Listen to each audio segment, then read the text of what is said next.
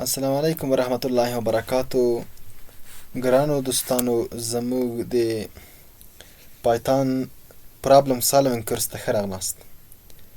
په دې کورس کې به موږ د پایتان ژبې په مرسته بېلابېلې پروګرامینګ پرابلمز چې کوم دي دا به موږ حل کوو او د ستونزو د حل مهارتونه به زده کوو. د پروګرام جوړونې په نړۍ کې که تاسو فکر وکړئ یوازې د ژبې زده کول کافي نه دي، بلکې تر ټولو مهمه خبره دا ده چې تاسو وکولای شئ د منطق او فکر په کارولو سره ستونزې تحلیل او حل کړئ. کله چې تاسو کار له لویو پروژو سره کوئ نو هلته به تاسو خپل لاجیک استعمالوئ.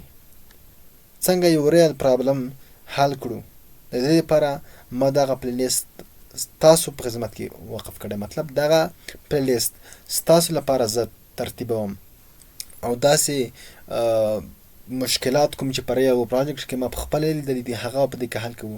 وروسته کله چې تاسو په یو غټ پروجیکټ باندې کار ترسره کوئ نو تاسو به هیڅ کوم مشکل پکې ونه لرئ. ډېری هغه کسان چې دوی پایتان زده کړی وي، بیسیک زده وي، نو دوی نه پوهېږي څنګه یوه پروژه پیل کړي که نه. د هغه د پوښتنو د حل لپاره ما تاسو لپاره دغه پلیلیست برابر کړ.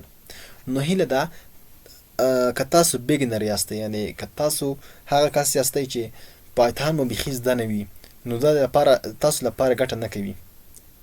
هیله کوم هغه کوم بل پلیلیست چې کوم دی چې پایتان ټوټوریل په نوم باندې دی 2026، نو هغه اول وګورئ. په هغه کې پایتان کانسپټ زده کړئ.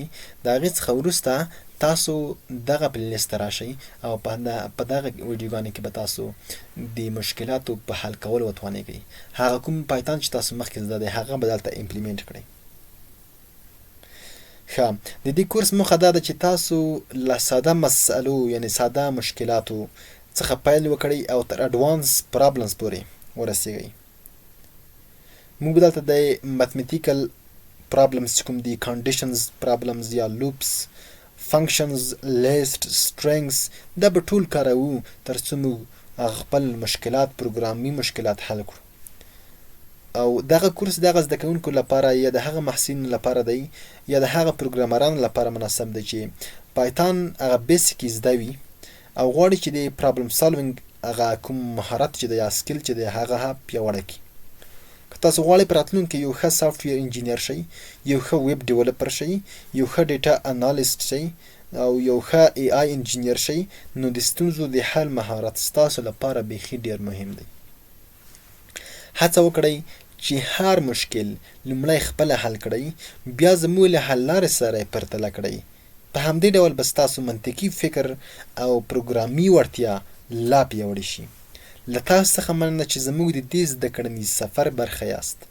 د کورس ټولې ویډیوګانې به ترتیب سره وګورئ او له موږ سره د پایتان پرابلم سالوینګ په زړه پورې نړۍ ته داخل شئ. مننه.